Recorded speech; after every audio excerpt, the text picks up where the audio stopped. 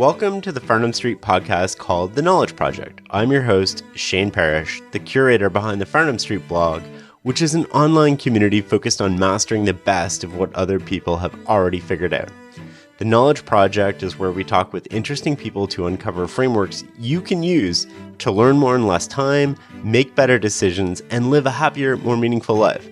On this episode, I have Barbara Oakley. She's a professor of engineering at Oakland University, the co-creator of the most popular online course on learning, a speaker, the author of 2 books, A Mind for Numbers, and Mindshift. This podcast is a near non-stop exploration of how we learn. We bust some myths about how we learn, offer effective strategies you can use today, and show you how everything from reading to memory to recall all fits together. What better way to master the best of what other people have already figured out than improving your ability to learn? Enjoy the conversation. I've been waiting for this conversation for so long. I've been so excited about it. Well, I think we'll have a lot of fun here today. So first of all, you've worked as a Russian translator on Russian boats. You've taught in China. You were in the U.S. Army as a signal officer. You were a radio operator in the South Pole. You're an engineer many times over, a professor, a writer many times over. What gives, man? Why do you make everybody else look so lazy and boring and like we're all couch potatoes? What's in your Wheaties? Oh, I have no idea. I just love it when I'm concentrating on something. That's sort of my therapy. And so what that means is, if I'm not concentrating on something, I feel all antsy. And it's just really. And so I end up just sort of doing this stuff. Mostly I keep saying yes to when some bizarre opportunity arises. And I don't know, it's just turned out with this strange, once you get into this path where you start doing kind of wacky things, then it becomes more comfortable and you're like itching for what's the next wacky experience I can become involved in. And so it's looking back on it, I'm sort of surprised at everything because I'm actually an absolutely perfectly normal person. I am not some super genius or anything of that nature. I'm actually a very slow learner, a slow reader, slow whatever. And so I think this is a tribute to what an ordinary person can do if they just try out some new things. And apply themselves in kind of one direction. Yeah. So that's a good launching point. I mean, there's so many things that I want to talk to you about today, and I was trying to narrow it down before our conversation, and hopefully we can chat again sometime. But today I really want to focus on learning. Can we start with an overview of how you got so interested in learning and what it means to actually learn something?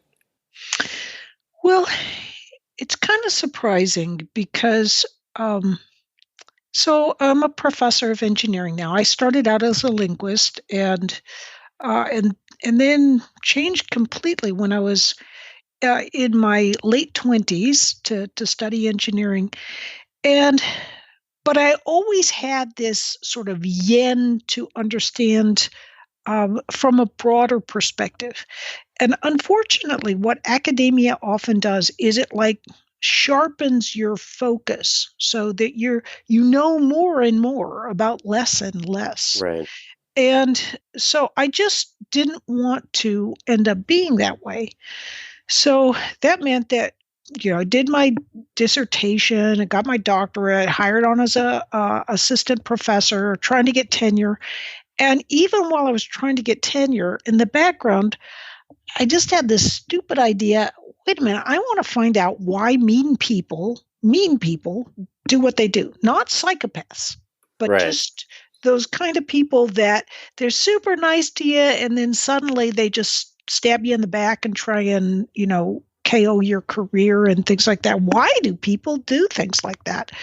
And so I thought, wow, I'm a professor. I'm in a highly technical topic, right?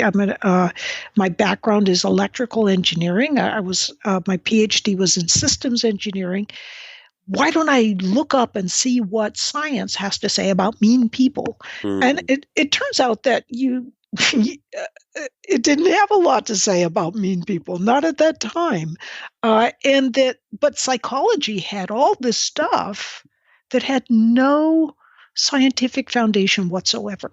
So there was a great body of literature on malignant narcissism, but no connection to fMRI studies or anything like that. So anyway, I am really getting back to answering your question, but I spent 6 years kind of squirreled away while I was trying to get tenure, also working on this book that became called, and this is a totally tongue-in-cheek title. It was Evil Genes: Why Rome Fell, Hitler Rose, Enron Failed, and My Sisters Stole My Mother's Boyfriend. I'm like, why am I doing this? It's kind of nuts. Nobody's ever going to read what an engineer has to say about the discipline of psychology and why mean people do what they do. But to my, after 6 years of working on this thing, and I really did my homework and exposed a lot of flaws in the field of psychology. Yeah. And prominent psychologists such as Steven Pinker gave me a great blurb, really liked the book, and it was a hit, critical hit with prominent psychologists, psychiatrists, and so forth. And what that gave me, though, was it gave me a very good understanding of what, not the best, but pretty darn good about what's going on in neuroscience. Yep. How do our brains really work? And then I began researching, well, why do good people do bad things? And that became an edited volume for Oxford University Press called Pathological Altruism. And then I did a sort of a popular science book at the same time called Cold-Blooded Kindness, which was about a murderer who used this excuse that she was helping other people. She was a killer, actually. A wolf in sheep's clothing. Yeah, and her, she'd present herself as, oh, I'm just doing it to help other people, and that was her facade that helped her to actually harm other people.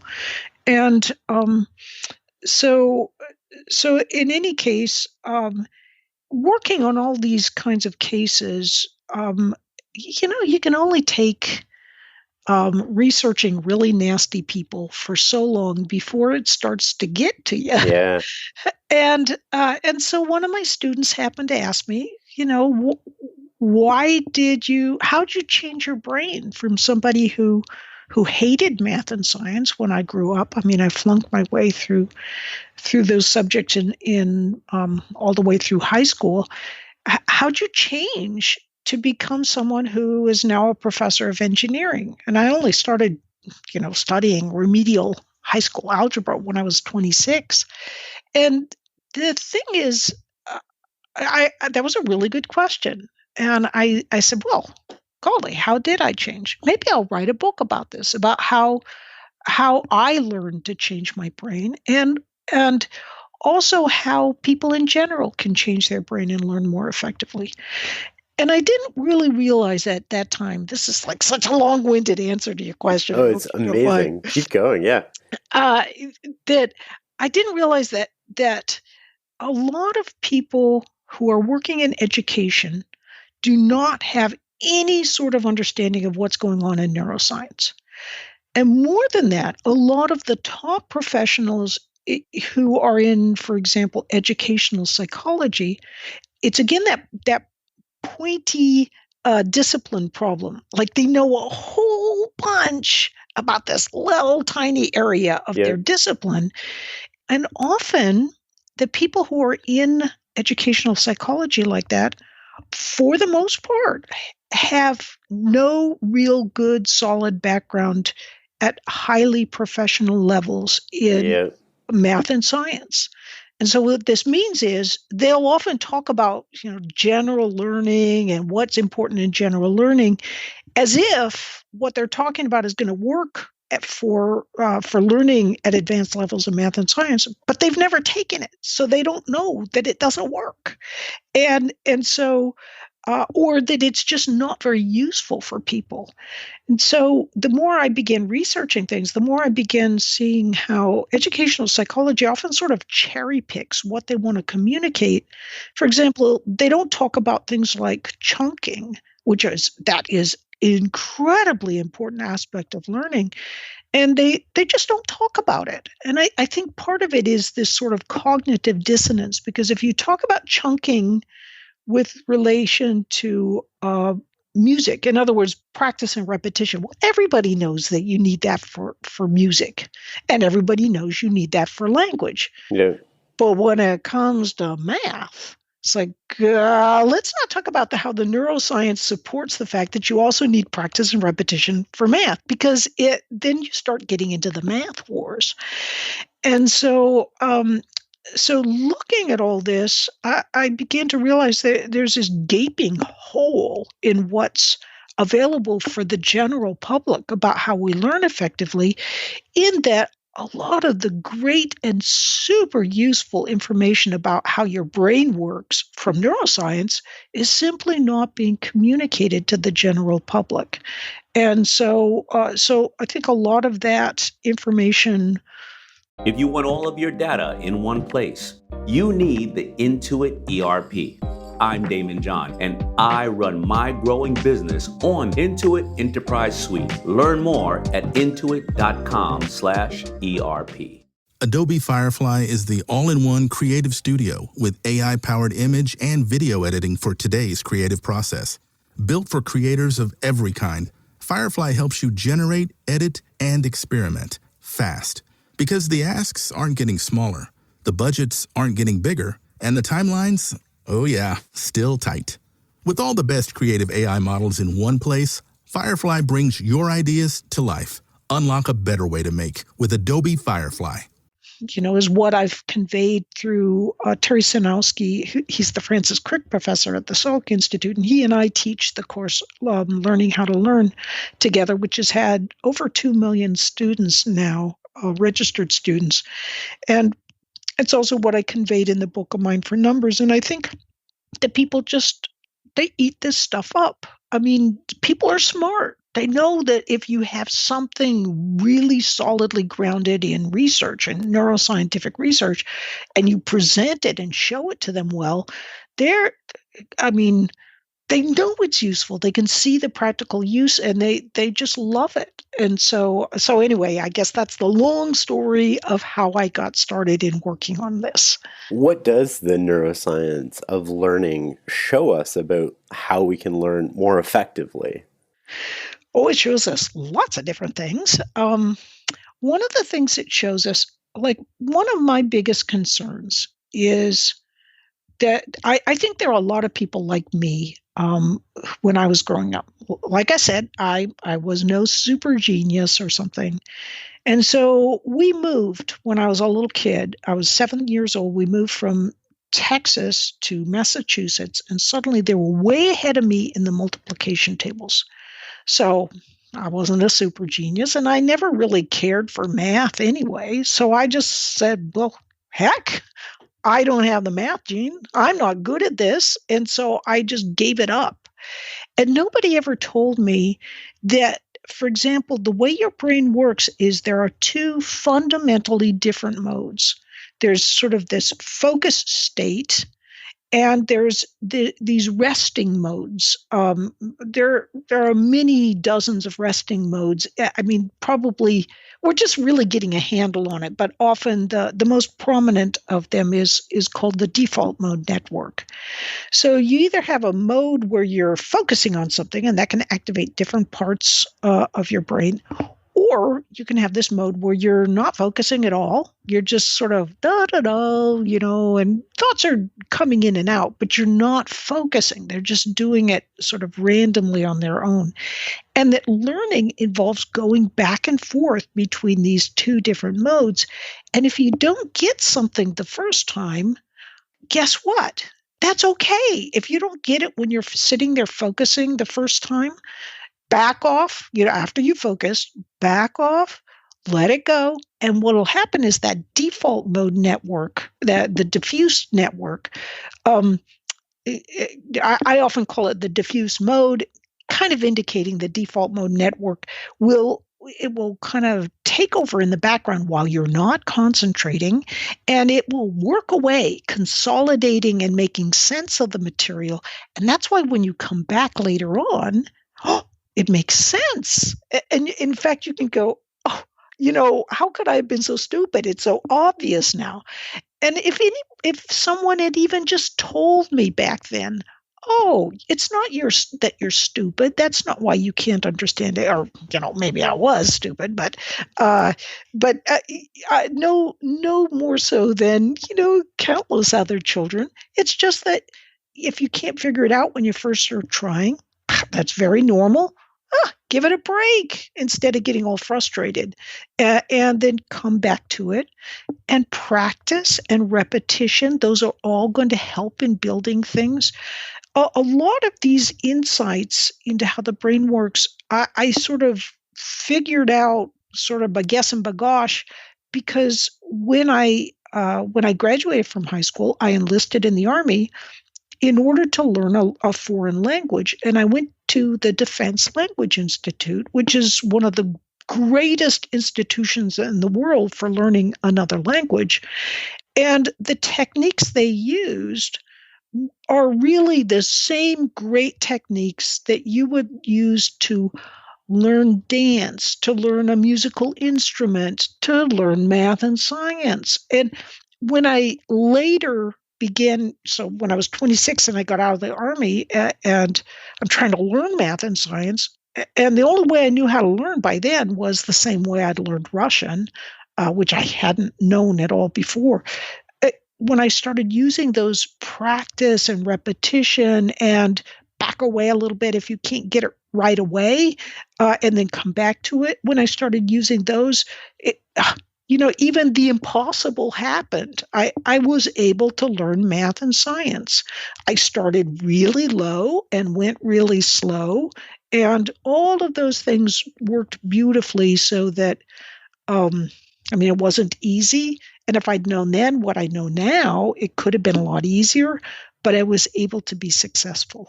Do we learn different things the same way? Do we learn how to dance and learn a language in fundamentally the same underlying way? It depends on what level you look at. If you think of learning as creating a new pattern in your brain, which is exactly what new learning is, then yes, fundamentally, we are, whether we're learning dance or taekwondo or, differential equations, whatever you're learning, you're creating a new pattern in your brain. The thing is, of course, when you're learning different things, you have to get those patterns into your brain in different ways. So you're practicing with the mandolin, and so you have to practice in that way. You're practicing Здравствуйте, which is hello in Russian. So you're practicing with your mouth, and math and science are a little bit more abstract. So it's harder to see that you're simply creating physical patterns in your brain when you are learning a new idea. But you are creating a physical pattern in your brain. And so that is the underlying commonality, I think, of all learning. And the tactics by which we go about creating those new patterns change? Yes, except that practice and repetition is an important part of creating those patterns. So you're going to practice differently, but you're still going to repeat if you're learning a song on the flute. And then if you're, let's say that you have a Bayes theorem problem in statistics and probability, you want to work it, and then you want to see if you can work it cold. And I think that's one mistake we often make in the U.S., at least, as far as doing homework. We just do it and throw it in, right? Instead of saying, "Oh, this is a key problem. If I've got this one, I should not memorize like just sort of like an automaton, but I should get this like a song. So this problem's solution will unfold naturally and smoothly like a song in my mind when I look at it. That only comes through practice. Is there a specific way we should practice? Yes, we should look at what hurts the most and focus on that. So that's something called deliberate practice, which I know you know of. But if it flows really easily and then you keep going with, repeating this very easy stuff, you're not going to make very fast progress on what you're trying to learn. Deliberate practice is super interesting because, it's widely considered that we improve through that. And someone, who can run who can't run a few miles and works at it gets better. So there's this great feedback system. But I want to talk about knowledge workers for a second. So if I'm a manager, maybe a portfolio manager, maybe a people manager in a large organization, let's also say I'm above average in my performance. But I hit a rut and all of a sudden my performance is worse than normal. I'm underperforming. This is kind of normal and natural, this variation. I mean, it happens, but at the same time, I feel smarter and better, like I'm learning. But history is replete with people like me being stubborn or lacking humility or missing a big change. And I'm just like, am I one of these people? So how do you measure whether you're in a typical trend of lost the skill advantage? In his book, Ed Thorpe kind of talks about card playing and how he hit a rut, but as long as he was within this consistent data, he knew he was fine. But cards are a physical system. Managing people is a biological system. How do we do deliberate practice in a biological system? How would you kind of advise me? Oh, that's a great question. I think it's really hard in that if you have a mathematical system, it's all kind of quantifiable. Everything. It can be laid out, and there are concrete solutions to the problems that you are faced with. With people, it's just not that way. You can be a fantastic supervisor, and if you have one of those 1 in 10,000 who is kind of got subclinical manifestations of borderline personality or disorder or something. Oh my word! You've got some work ahead of you, even if you're the world's greatest manager, because whatever you do, they're going to be one step ahead of you in sort of making it look like it's all your problem. So I don't think there's a way to necessarily optimize being a manager, because it's an open-ended system and an ill-posed problem in a sense. You can't get there from here, but you can, in most cases, incrementally improve, and there's obvious things you can do that are often covered in many managerial sorts of courses. When I see mistakes in managers, they're often like just really dumb mistakes, like somebody going up for a promotion with walks on water reviews, and they just say, I don't like this person, so it doesn't matter if they've got great reviews. I just simply turn it down. And it's obviously a case of deep personal antipathy and bias. But what you're going to do, a lot of, I think, administrative mistakes are of these kinds of form. They're unforced errors that any rational person would probably not do. So I don't know. I think that being a good administrator is one of the world's most difficult jobs, because part of it involves vision. It involves being able to inspire people. It involves being able to be a little Machiavellian yourself, because you have to be able to anticipate the kinds of tricks that can be pulled on you. And yet also, being genuinely decent enough that most people can catch the fact that that's what you're trying to do. So, so I just don't think it's as simple as I'm going to optimize my administrative skills, because every set of personnel you ever get will have their own sets of great things and potentially their own sets of, for example, who's the latest one who is at, was it CNN or one of those like apparent superstars who turns out to be quite nefarious in what they were actually doing. I was just appalled when I was reading about one fellow, and what he'd do is he would give some undesired proposals to the young women who were trying to, come up in the news profession. And when they'd turn him down, appalled, he would go to the office and tell everyone there that this young lady had given him an indecent proposal and to really watch out for her. And he kept killing the careers of these, young women. And, if you have sort of a nefarious star who's doing that kind of thing, who's working for you, it's pretty hard to, how do you deal with that? Because it can be kept hidden until it all explodes, and so. Do you think we as a society will learn from all of this coming to light and change? Such a good question. I have really wondered about that, because there are nefarious ones among us, and they are really, really clever.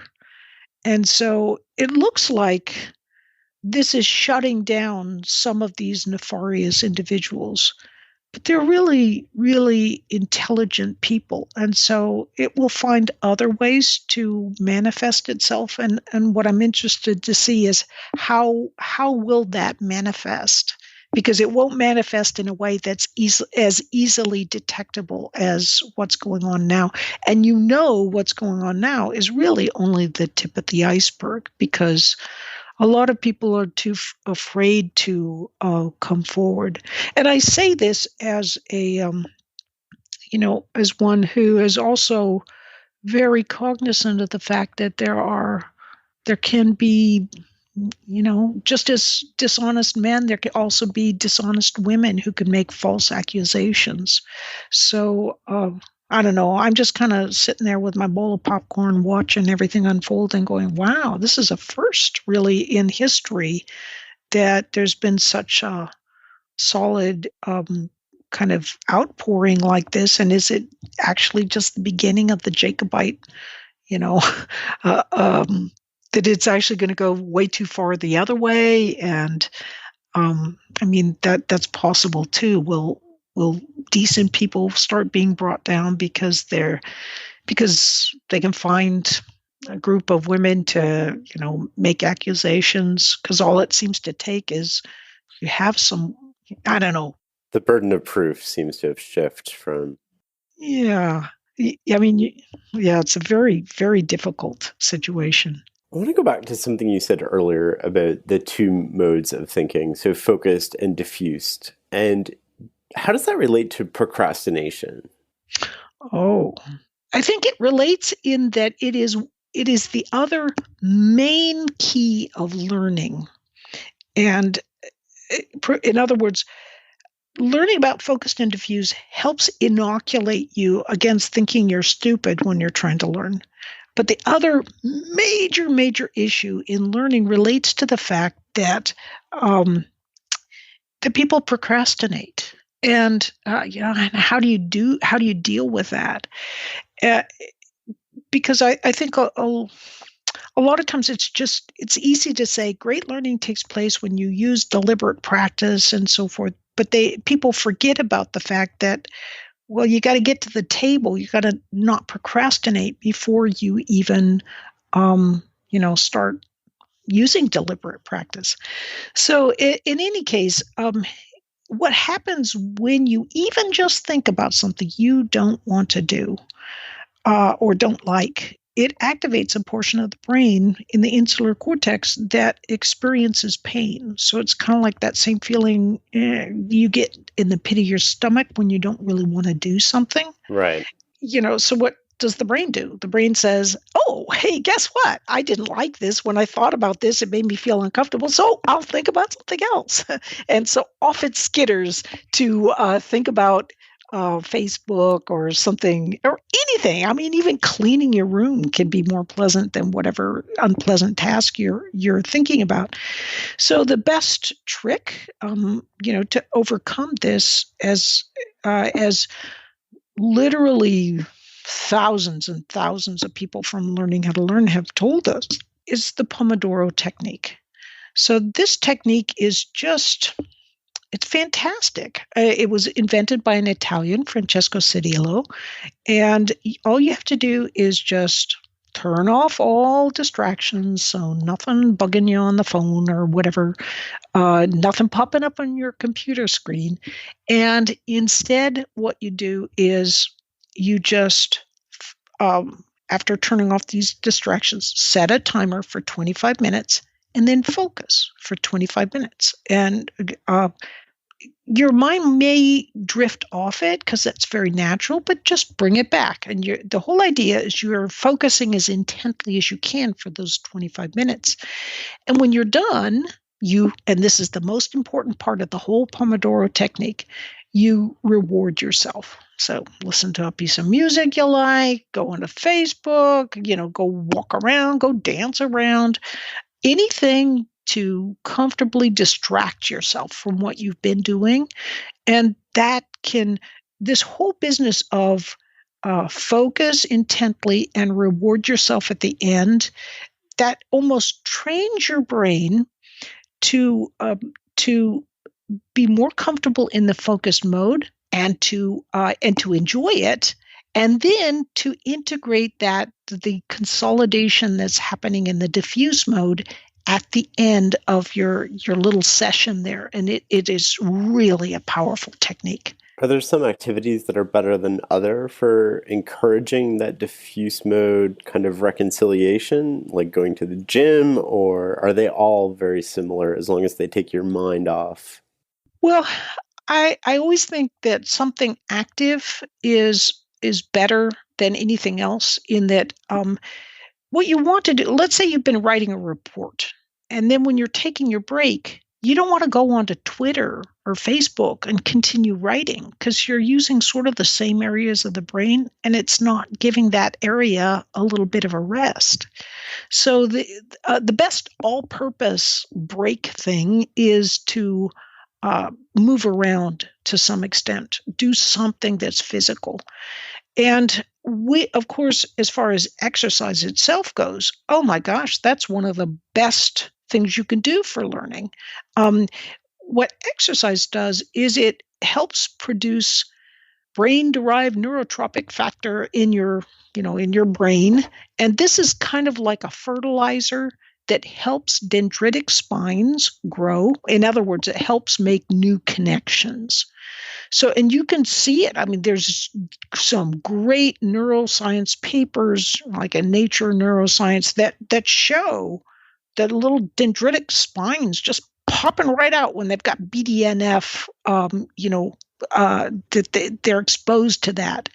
And so exercise is what kind of brings this all out for you. And it is a fantastic learning, it's like a medication to help you learn better.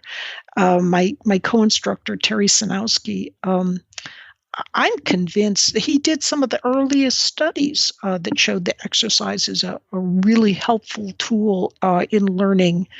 And in part because it promotes neurogenesis. You get new neurons and they help you build new patterns. But the guy he's approaching, 70, and he's going stronger now than he ever was before. And I'm convinced part of it is just he really makes exercise an important part of his working day.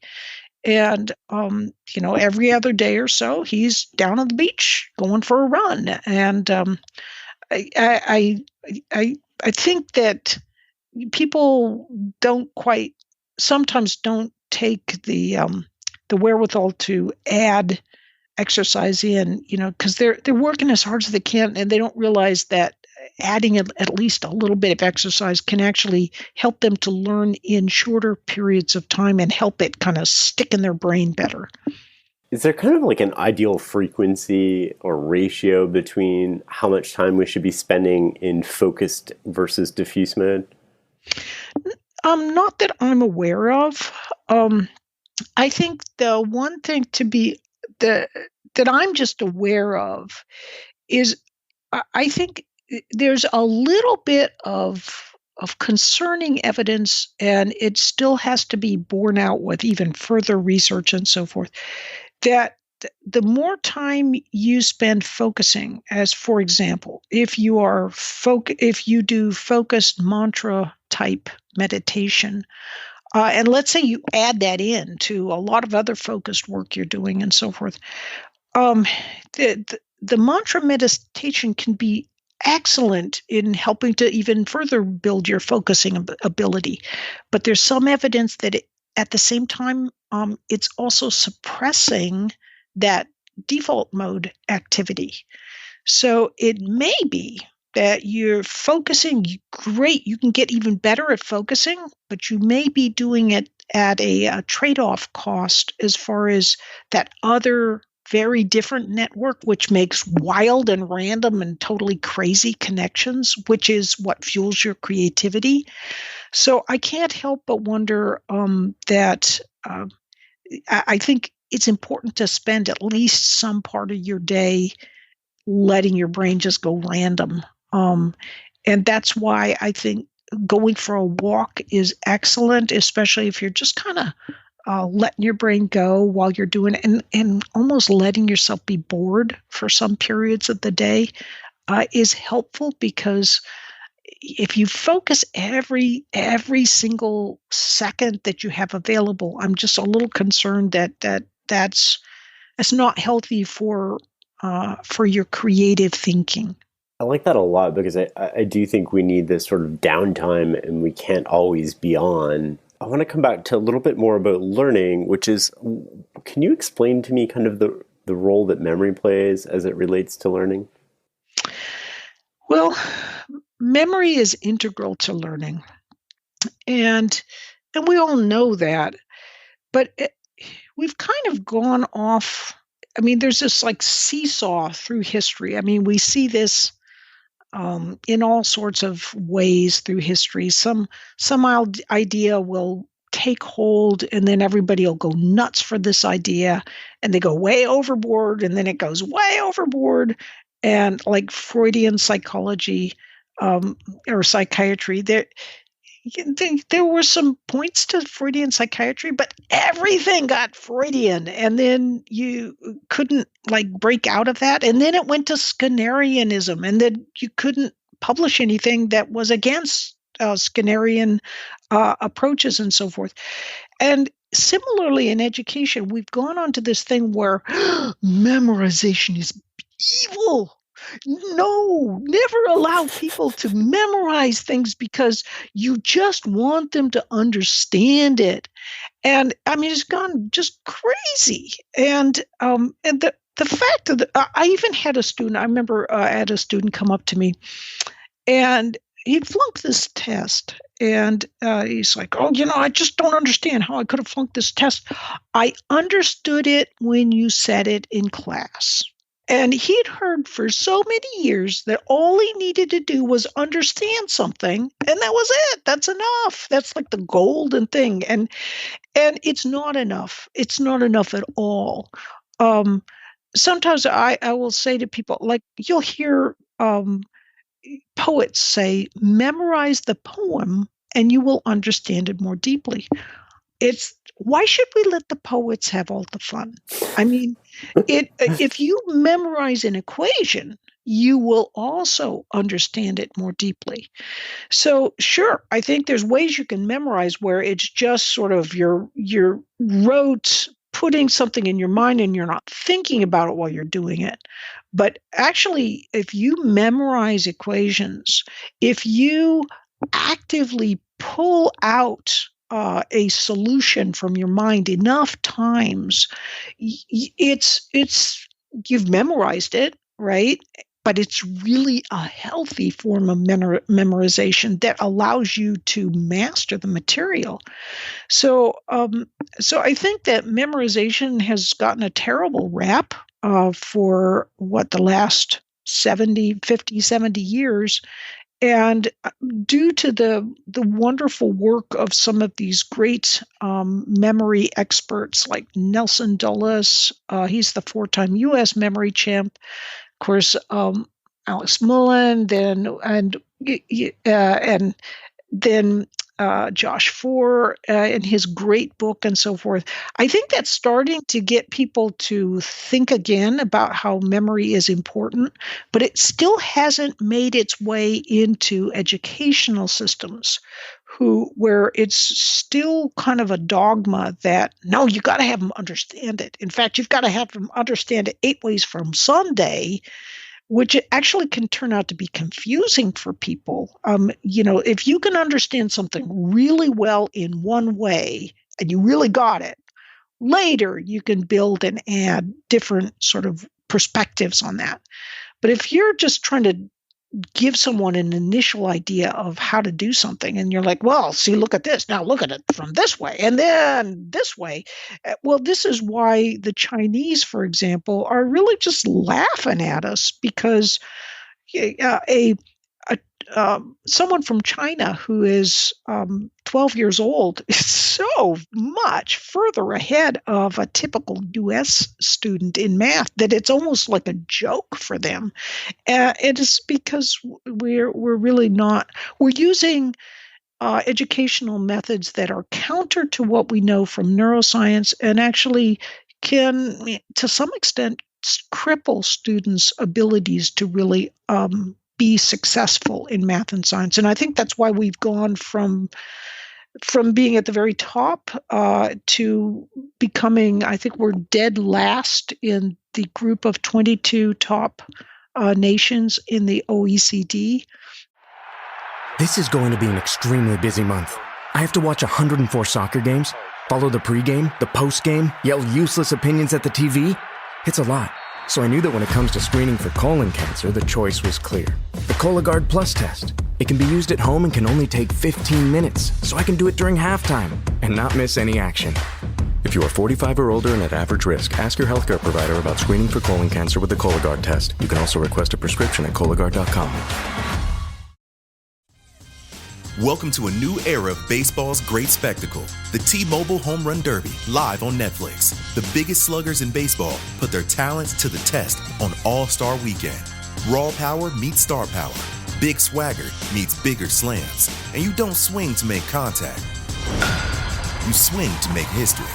Watch the T-Mobile Home Run Derby live on Netflix this Monday, July 13th at 8 p.m. Eastern, 5 p.m. Pacific.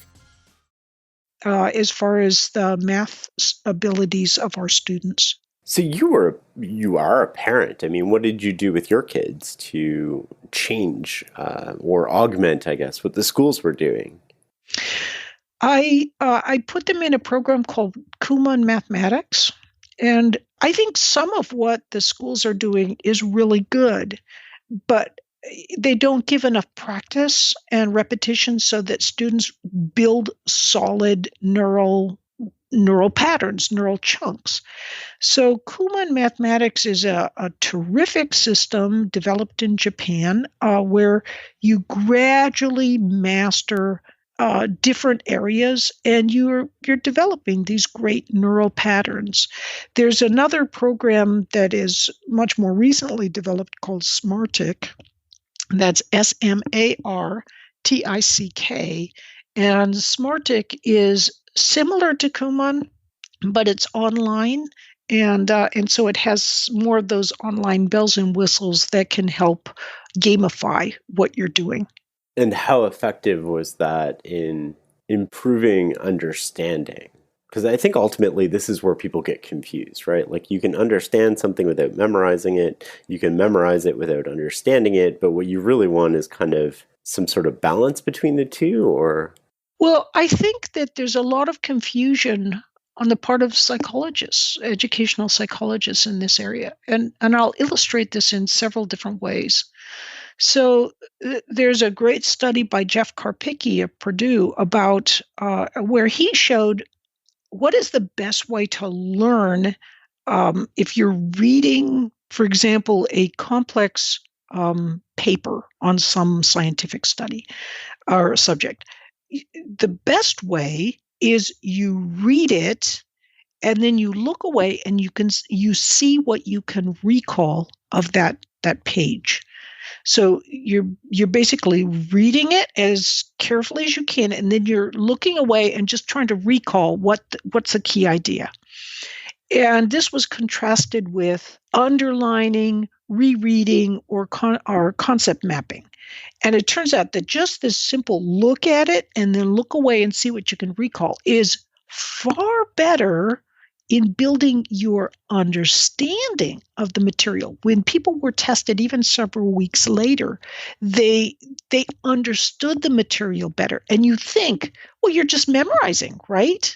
But you're not, because when you're putting it in your brain, you're actually understanding it, and that's how you're getting it in your brain.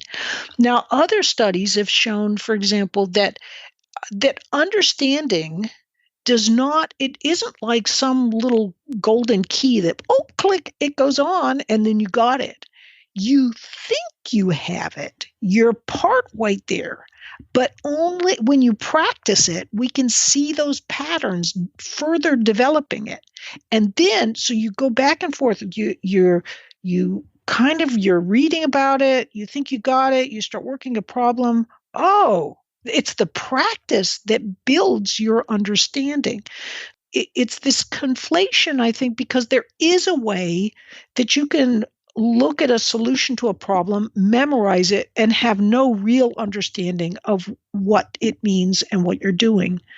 But if you kind of internalize it so that, you've got it memorized in the sense that you can regurgitate it, but you actually are pulling each step up in your mind and you understand what you're doing, then that form of active recall type memorization it builds your understanding in a profound way.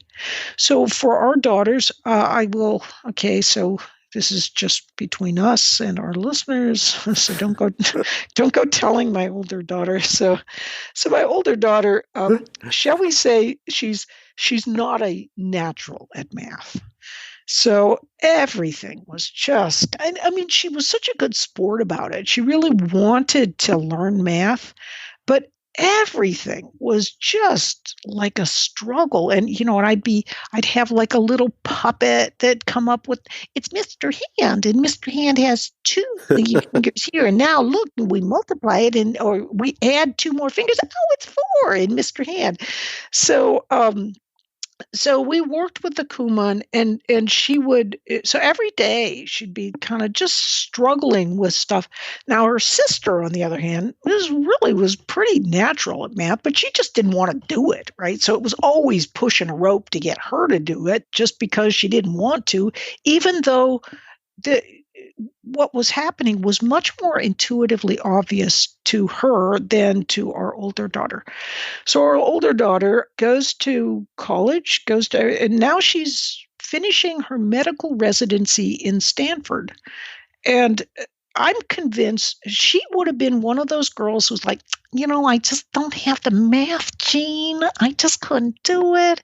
And instead she went forward and she did really, really well. But I will say, so the other daughter, the one who really didn't want to do math, but we had her doing it anyway, but she was more natural at it. So she wanted to be an artist, and she's a really good artist. And now she works as a photojournalist. But when she was in college, she took calculus. Ooh. And she got a 4-point, which was wow, that's awesome. Her older sister, and she has never let her live it down. Right. So I think it is helped her professionally. Even what she's doing with photography. All you have to do is read about Leonardo da Vinci, and so much of art is informed by science and math. So if you have some of that with you, it can just help make you better at whatever you're trying to do. Like, let's take Cormac McCarthy. So I'm like kind of flabbergasted, but he's a friend. So Cormac McCarthy is the Pulitzer Prize winning author, and he's extraordinary. I mean, he's just like unbelievably good writer. How was he originally trained? He was an engineering student, and he realized that he was he was better at writing than at engineering, which is pretty, his writing is better than pretty much anybody's. But I think part of the reason his writing is so profoundly beautiful is because he's also thinking about it analytically. So I think that can very much help whatever field you're trying to do. Is if you try to think in more of a kind of a polymath, an all-encompassing perspective. You don't have to be just a coder or just a chemist or but think of yourself more broadly and kind of incorporate some of these other approaches. And I think your career and you will be happier. What's the role of short-term memory versus long-term memory in learning? Well, I have a confession to make, and that is that I have a very bad short-term memory. And my husband will agree with that assessment, because he'll be like, well, did you call Fred? And, and he'll have just told me to call Fred. And I really do intend to call Fred. And by the time I get to the phone, I'm like, oh, shiny. I've gotten distracted and I just forget. So the great thing, though, is that working memory and long-term memory are kind of different, but they interact with one another. And if you have a really bad working memory, in other words, the things that you hold temporarily in mind, that can be a great thing, because number one, there's good research that shows that you're more creative. And another thing is it allows you to simplify, to see some simplifications that people with better working memories simply can't see. And how this happens is, we used to think there are 7 slots in working memory. So it's like 7 things you can hold in mind, like 7 numbers. That's why, it was 453-7239 or whatever phone number had 7 digits in it, because they thought that's what you could hold easily in working memory. Well, that was wrong. It's probably more like 4 slots in working memory. So 4 things you can hold in mind. So I prefer to think of it as, it's like you've got this little octopus of attention of things you can hold in working memory, and your octopus has only got 4 arms. So if you're intently looking at something that's really hard to figure out, all 4 arms of your octopus are going a little crazy. And you can see that your attentional octopus, so to speak, is in your prefrontal cortex. And we can see your prefrontal cortex working very hard when you're trying to figure something new out. But surprisingly, once you master something, you've figured it out, like you can solve this kind of problem fairly easily, you know how to do it, your working memory just calms right down. It's not working very hard when you're solving these kinds of problems. And it's because you've parked sort of like a subroutine in your long-term memory. And incidentally, that parking of the subroutine happens during sleep. So this is part of why sleep is really important, is because sleep clears out your hippocampus and puts it in long-term memory. And that's where you're going to go to grab it with that one arm of your octopus, your attentional octopus.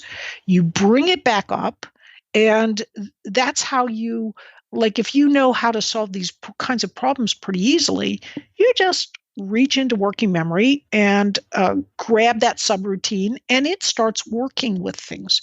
So the perfect example of this, and it may be hard initially to see how it relates, but it does, is backing up a car. When you first start backing up, learning to back up a car, your working memory is going crazy because you're There's so looking much at to keep track of. Yep, you're looking in the front mirror and the back mirror, behind you. Where do you look? You back into the ditch, and it's like not so good. But once you learn to back up the car, you've created that neural subroutine in your long-term memory, right? Which is kind of anywhere in your cerebral cortex, and in various places.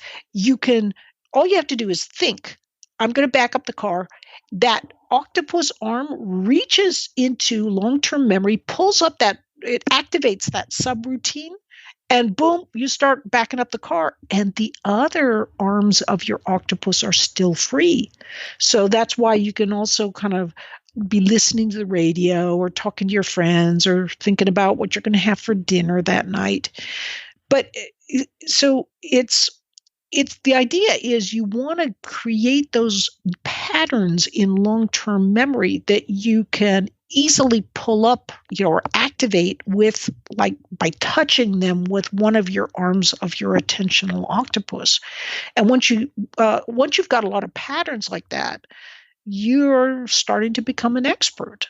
And so it just takes practice and a lot of active focus, and also diffuse relaxation while your brain is consolidating these ideas, and a lot of sleep, because sleep is when the hippocampus is sort of cleared out and it's put into long-term memory for you to be able to grab it later on.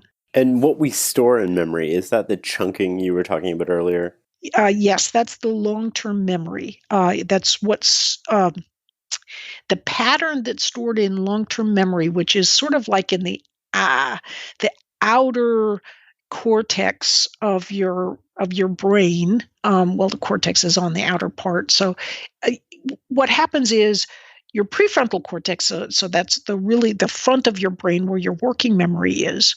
It works with this stuff and kind of creates these sort of temporary chains or patterns in your hippocampus, and then the hippocampus in turn the sleep spindles. When you're sleeping, it is transferring that information into the locations in long-term memory, kind of more scattered around your cerebral cortex, and that's where your long-term memories are that you're grabbing when you need to pull on that particular chunk and activate it, or subroutine, so to speak. If you were to advise somebody on how to, like, what the steps are to creating a chunk, what would they be? First, to be aware that there's a way of crystallizing what you're doing that creates a pattern that is a chunk, and you can make a bigger pattern, right? Just like a chain, and you can add more links to the chain. So it depends a lot on what the subject is that you're learning. If you're learning a language, you'll start with one tiny pattern that you have, which is like a word. The word is pato, which is duck in Spanish. So, you've just got one chunk. Now you might add to that. You might say, okay, well, you'd learn how to say a big duck, or you say, I see a duck. Oh, I see a duck. Well, how does that relate to you see a duck? So you start creating these patterns, and then you learn how to conjugate a verb. So you're creating a pattern sort of in a different way. If you want to think of it in a vector form, you can say, you've got a verb. The different conjugations of the verb are different vectors that point to the different conjugations and the different words that word relates to. But in any case, whatever you're learning, you just start small. So let's say you're learning the guitar. You learn a chunk right? Or a chord, that's one chunk. Then you learn several chords together. That becomes a new chunk that's larger that incorporates part of the previous one chord chunk. So you're building on top of a foundation you already have. Right. And when you are really comfortable, you can access those chunks from different directions. Like you've got a chord, but you can access that chord from this song or that song or different kinds of songs. Then you start creating a very rich chunk that's instantly accessible. And the more you practice it. And people, when you're learning a new language, people who know a language will often say that when they go to France, for example, that if they haven't used it for a while, it'll be rusty and kind of hard. But then that's because they haven't been accessing those chunks. But the more they get at it, the more those chunks start to get easier to pull to mind. I still laugh though. Once I went to Moscow and I hadn't been speaking Russian for like 25 years. And I was like, oh man, I've forgotten it all. So we get in the taxi cab and this driver's like trying to rip us off. And I lit into him and I was like, oh, I knew those words.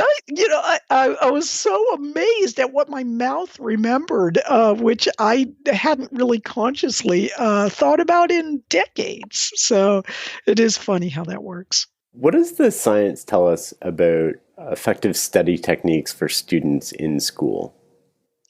Oh, well, I know one of the popular ones is kind of like rereading. And is that effective? Should we do that? What should we replace it with? I think the best thing they can do is pre-order my book, Learning How to Learn, which is on my website, and it's for students. And it's all about how to learn and how to study in school.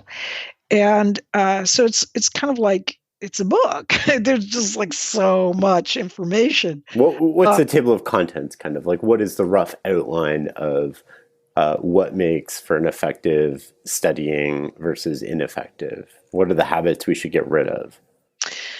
Well, first off, you don't want to sit and reread because rereading, what that does is when you read something again, you think, because your eye is like comfortable looking at it and it seems familiar, you think you know it, but you actually don't. So one of the best approaches is to use the Pomodoro technique. Set everything aside. When you are studying, you want to be really intently focused and don't just look at something and think you know it. That is one of the biggest mistakes people do in anything. That's particularly common in math and science. You can look at the answer and it just seems obvious. And so then you don't actually work it yourself. And so then it turns out you didn't know it. And it's amazing. So many students will come in and say, I suffer from test anxiety. And it's actually not true at all. It's just that when they sat down to do the test was the very first time they realized that they actually didn't know it. They hadn't checked themselves beforehand. And so the more you can test yourself on anything you're doing, the better off you will be. So if you've just read a problem, see if you can work that problem yourself.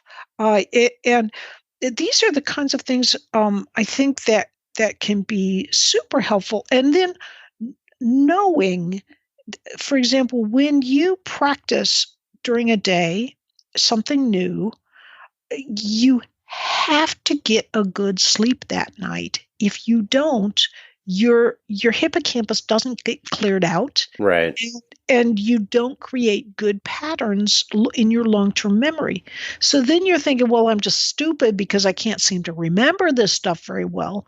But you're actually not giving yourself enough sleep to be able to consolidate the material you're learning each day.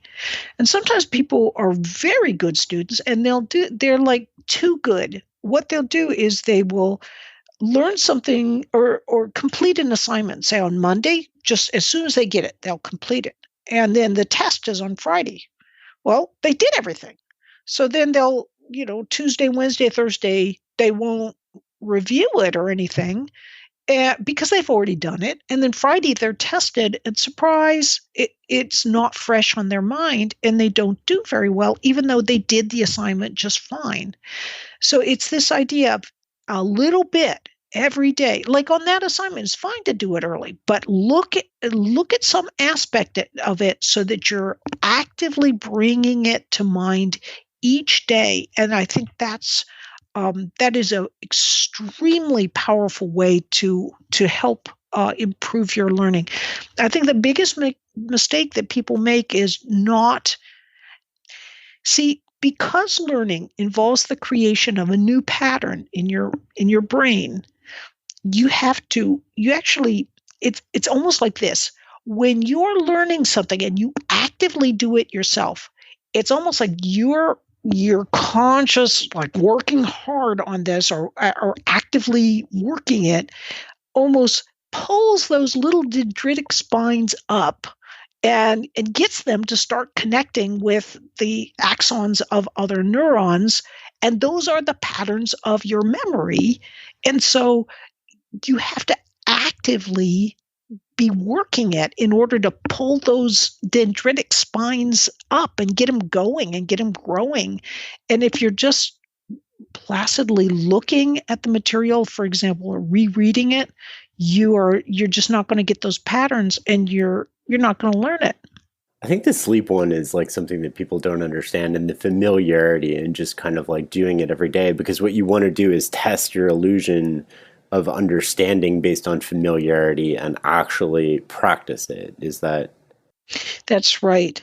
And I mean, you can have a little test of yourself to see how well this works by just pick something that is really hard, or just kind of hard for you to get, and just try it. And you'll see that day when you're first trying to learn it, I mean, even if it's a simple word like "здравствуйте," in saying that in Russian, it's hard for a lot of native speakers of English to say that word. I'm not even going to try. If you try to say it, really, really focus and try to say it a number of times, and then you go to sleep, and then you try it again the next day, you will be shocked. It's like, I'm better. And people often do this when they're learning to play some difficult piece of music. They've got some little part they're struggling with, and time after time, you struggle with it. And then you give it up and you come back the next day and it's like magic. You can suddenly play it. And all of this is that consolidation that's taking place. I think sleep is a totally neglected aspect, an important aspect of good learning. And fortunately, I love sleep, so I'm totally on board with that. So it sounds like that's a really effective way to kind of test your understanding through problems and books that you're learning in school. But as adults, most of us are trying to learn from other people or learn through observation of other people so we don't maybe make the same mistakes they do, or we learn why they were successful and try to copy that. How does that change how we learn? I think it depends on what kind of person you are. If you're a little bit extroverted, I think that learning from people is more fun for you and maybe less intimidating. If you're a bit more introverted, like I am, it's a little bit more intimidating. But learning from people, I think you have to. It's the same general idea. You're trying to figure out a pattern from them, whatever that pattern actually is. So you may be struggling with something related to differentiating, and you're really struggling, or the chain rule or something. And so then you talk to your friend about it, and you're learning from them as well as from the material. And what you get from them can be more relaxing in a way because you're just both struggling over the same topic? I guess this is a hard question for me to answer because learning from people has so many different aspects. Because you can be learning textbook kind of stuff from people, or you can be learning stuff that hasn't been written into a textbook and you're just kind of learning it from sort of the master who's been around for a long time and just kind of has it, and you want to kind of pick up and intuit what that guru has to share with you. So this one is a tough one to answer because I think it can be so highly variable. But the main thing is just capture what you can and try to chunk it. What are the key ideas? And each time you glean a key idea, figure out some wacky way to get that into your long-term memory. How would you encourage kind of like organizations to allow learning based on like a corporate? So if you had a body like that's making decisions, how would you disseminate information to people so that they could learn what factors are being considered relevant? Or how would you encourage this sort of like corporation becoming a learning corporation where everybody's learning from each other? I think it's a little tough in that I believe this is something that society should be encouraging right from the get-go, and we haven't been doing that, not very well. In fact, it's amazing to me that people can go through 12 to 16 years of education and never have a single course in how to learn effectively. Yeah. I mean, that's just boggling. And so I think that for corporations, talking about the importance of learning, have the head person, whoever is the CEO, could be modeling the importance of learning, perhaps through learning something and kind of sharing it with the corporation and those in the corporation, and sharing his struggles or her struggles as the new ideas are being assimilated. And showing, if you show from the top that you're really serious, that lifelong learning is something that is of great value in that company, I think that is probably the very best way. And then help make it available. For me, my course, Learning How to Learn, is through a massive open online course provider called Coursera. And so obviously I'm a little biased, but I think they're a fantastic institution, and they have plenty of opportunities for corporations to interact with them to provide great learning experiences, not only in technical kinds of or business or professional, but if you're learning about Greek vases or Sanskrit, or even languages that are no longer commonly spoken, all of these it manifests a kind of an orientation. And really, whatever you're learning that's new can, through metaphor, be brought into to bring great new ideas to whatever you're actually working on. And in fact, I think that's one of the best ways to be fresh, to maintain freshness in whatever you're working on at a day job, so to speak, is to try to spend a little bit of your time, either offline or online, or at work or not at work, learning something completely different, completely unrelated to what your job is. And what that can do is, there's a concept called transfer. And transfer means you get a neural chunk, a neural pattern, and whatever that is, you will be able to bring it through metaphor to give you fresh ideas in whatever area you're working in. And even if they don't want you to be creative at your job, it will help keep you fresh and looking at the world in a fresh way. Do we have learning types? Like some people say they're visual learners versus auditory learners versus like how do you think about that? I think you have to be very careful if you look at the research literature, because, for example, there was a excellent study done by a woman named Beth Rogowski, and what she did was she took one of the standard tests to kind of analyze a very widely used test that is used to distinguish an individual as to whether they're a visual learner, or an auditory learner, or a kinesthetic learner, or whatever. So she had people take this test, and so then she got categories, right? So she's got her visual learners and her auditory learners and so forth. And so she then took the visual learners and had them take a test that was through hearing. And then she had the auditory learners and she had them take a test that was visual.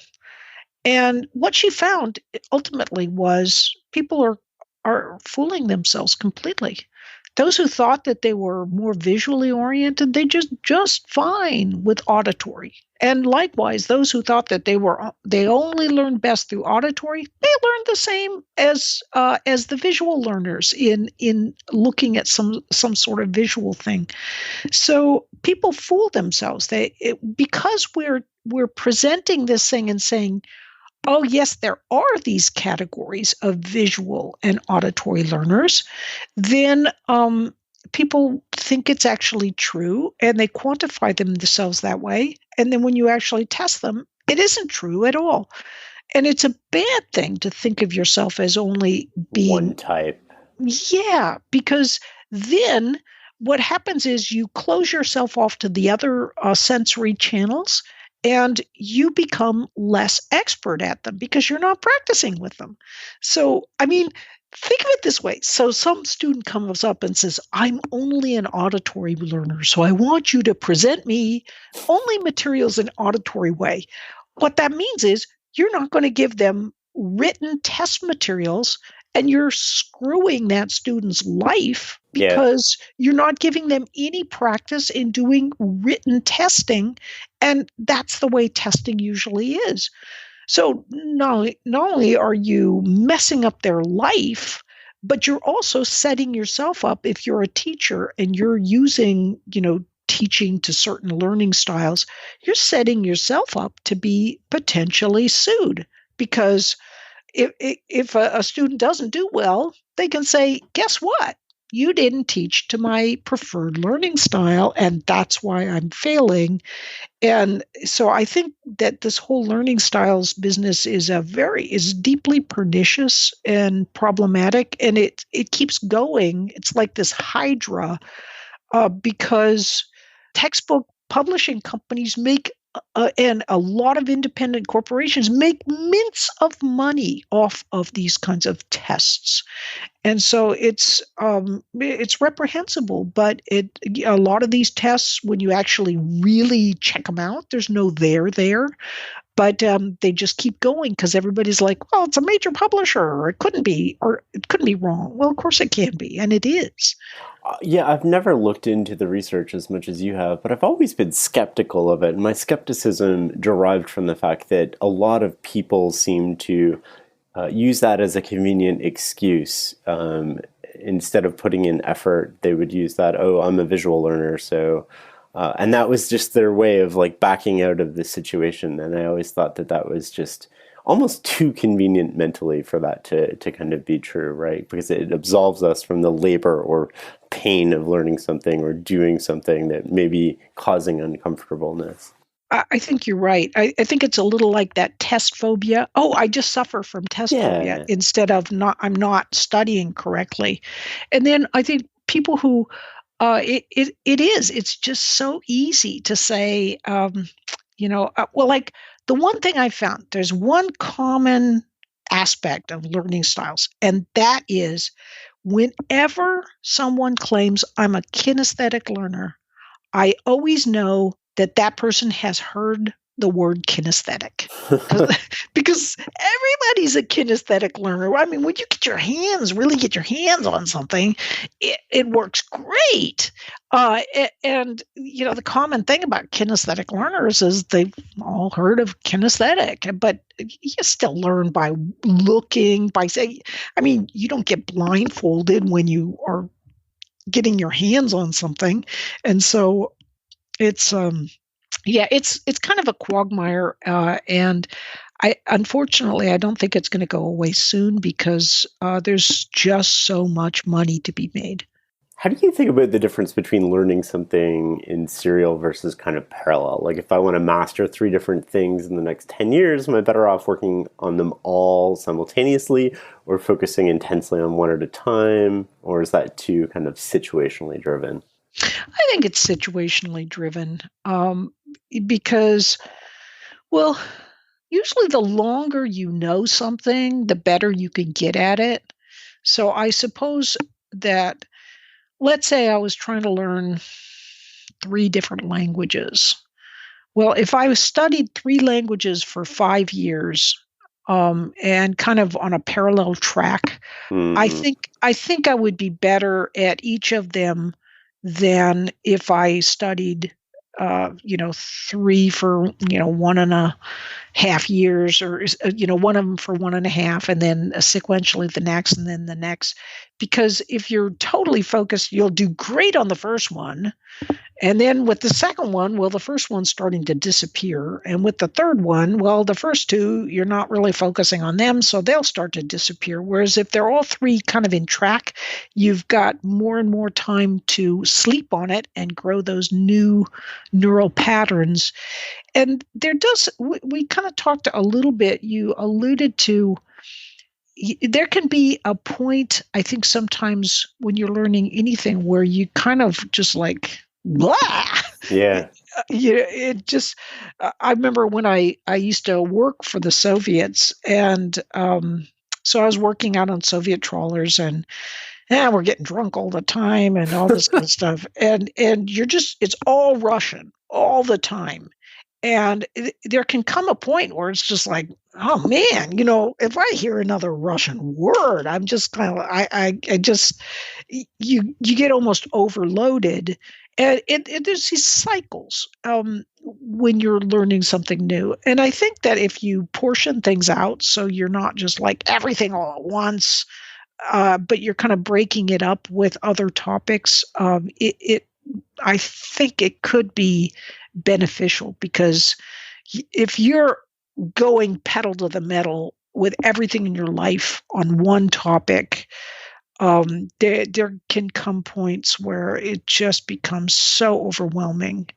Whereas I think if you can take a break and do something different, that's somehow, for my brain at least, I'm not aware of any relevant research. There probably is, but it'd be hard to look up for me anyway. But I think, thinking about it some, I do them in parallel track. You've done a ton of work kind of experimenting with online learning. What kinds of things do you find are better learned online, in your opinion, versus learned in person? And how do we augment online learning? Let's see. It's a great question. I think that most things can be learned beautifully online. And the challenge is getting professors to create great online courses. Professors are often really used to students in caged classrooms, right? So they got them sit in front of them. You can be as boring or as just repetitious and just kind of an awful teacher as you want, and students will take it, because what other option do they have? But online, it's just not like that. I mean, I always like to say that the online world is a mixture of academia and Silicon Valley mixed with a little bit of Hollywood. So it's more exciting. There's more potential for some really cool stuff you can do online. And this is in any topic. So like people who are working in the humanities, for example, are like, they're often, my discipline just doesn't work for online. That's just this is, and it's mostly because, well, they're not familiar with studios and videotaping and all of the great visuals that you can bring in. And actually, the humanities is one of the best things you could put online, because you can do this fun stuff with walking around in metaphors, and it's cheap to do too, because it's it's easy. Well, like when I would get stuck creating something and learning how to learn, I just ask a local high school kid. I remember I was asked to speak at Harvard, about the course, and I was shocked because I walked in the room and it was just packed. And I thought, why is there so much interest?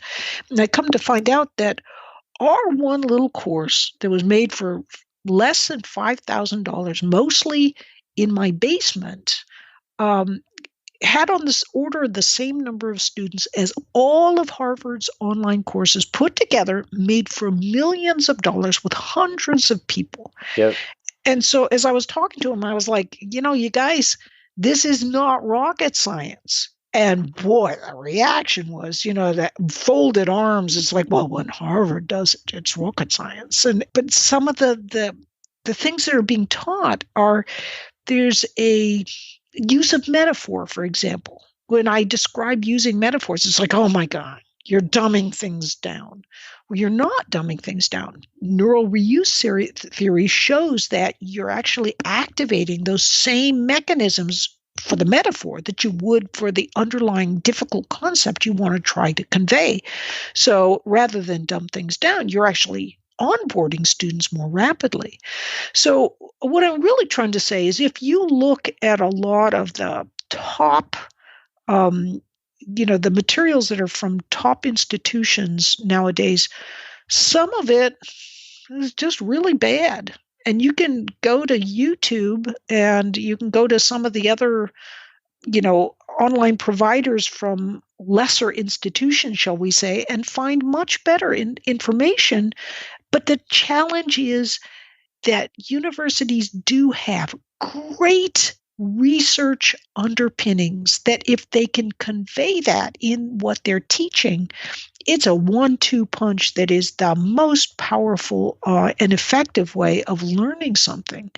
So I think there's a lot of progress that needs to be made in the world of online learning to make great materials that people want to watch. They're enjoyable to watch, and you don't need millions of dollars to make that happen.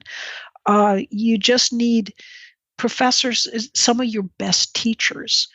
And right now, it can sometimes be difficult for the best teachers don't really have access to really good online provider platforms, and so there's kind of I think this is a seeking process at present, where universities, a few visionary universities, are beginning to really improve some of their courses, and they're beginning to grab onto talent, but it's still a slow process. So I think there's going to be much excitement to come and some really great learning materials, and we're just in the infancy of what online learning will be able to do. Do you think that universities who are funding this have an obligation to make that knowledge public to people about how we can effectively learn online as a means to facilitate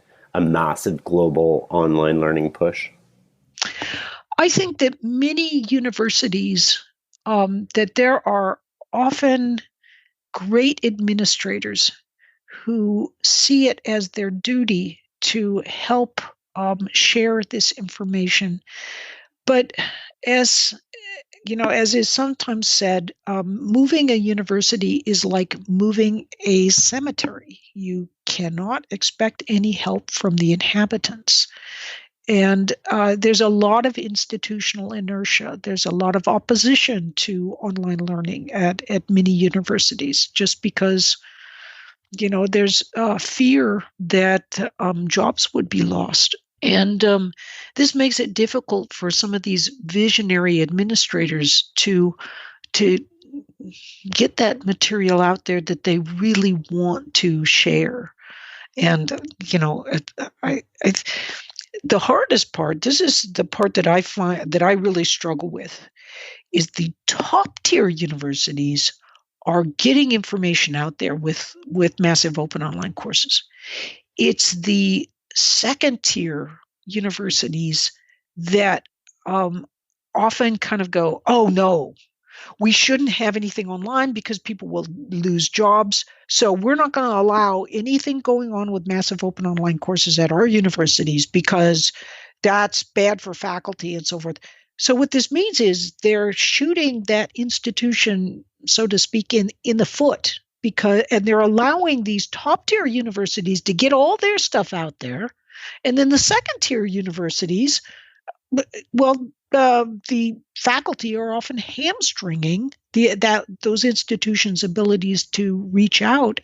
And then that does a real disservice, because I think that a lot of these so-called second-tier universities are fantastic. They have some of the best instructors, the best professors. Those are the ones you really want to get out there. And it's really, there's something called the tall poppy syndrome, where that's an old phrase. It just means that if anybody sticks up and they're really good, we're going to beat them down, right? Lop those heads off if they stick up and they're good. And I think the world of online learning is a little bit like that, and that second tier universities are sometimes doing this tall poppy syndrome, where they, if you're a really good instructor, well, it doesn't matter. We just want no online learning at our institution that is of a massive form, because it could affect, our jobs. And that what they're not seeing is that it's going to affect their institution. And in 10 years, you don't want everybody getting their computer science masters from Georgia Tech. You don't want the whole world doing that. You want them to be at your local institution with getting their masters, with getting their undergraduates. And if you aren't setting things in motion at present, I'm ranting a little bit, just because I think it's so important that more institutions, more universities, particularly universities that are not in the top tier, that those are the ones where there's the best teaching often going on, and that this needs to get out to the public. I wholeheartedly agree. Barb, this has been fascinating. Where can people find out more about you? Just go to my website, which is barbaraoakley.com, and you can find all sorts of great things, and look at my new book, which will come out in August next year. And there's a little link. You can pre-order that, and also my previous books, and the Learning How to Learn Massive Open Online course, and the Mindshift Open Online course, which is actually in the top 50 MOOCs of all time. So lots of great stuff. Take a look there. But you have a phenomenal website and phenomenal articles, and it's really a pleasure to be here with you. Oh, thank you. That's very generous of you. I've really enjoyed our conversation. So thank you very much, Barb. Hopefully we can chat again soon. It'd be a pleasure. Hey guys, this is Shane again. Just a few more things before we wrap up. First, you can find show notes from today's show at fs.blog/podcast. You can also find out information on how to get a transcript. And if you'd like to receive a weekly email from me filled with all sorts of brain food, go to fs.blog/newsletter. This newsletter is all the good stuff I found on the web that week, that I've shared with friends, that I've read, books I'm reading, and so much more. Last, if you enjoyed this or any other episode of The Knowledge Project, please consider subscribing and leaving a review. That leads me to this. Derek S. left a review on iTunes that said, well, the team thought it was hilarious, though I'm still a little on the fence. Derek wrote of the Knowledge Project show that it's nuanced, diverse, and intelligent interviews. Shane's brain is so hungry that it ate all of his hair. His hair loss is your gain. Thanks, Derek. I think. If you're listening, shoot me an email at support@farnhamstreetblog.com. I'd love to send you some Farnham Street swag. And if you haven't let us know what you think of the podcast yet, please do it now. We'd love to hear from you. Every review helps us make the show better, expand our reach, and share our message with more people, and it only takes a minute. Thank you for listening and being part of the vibrant Farnham Street community.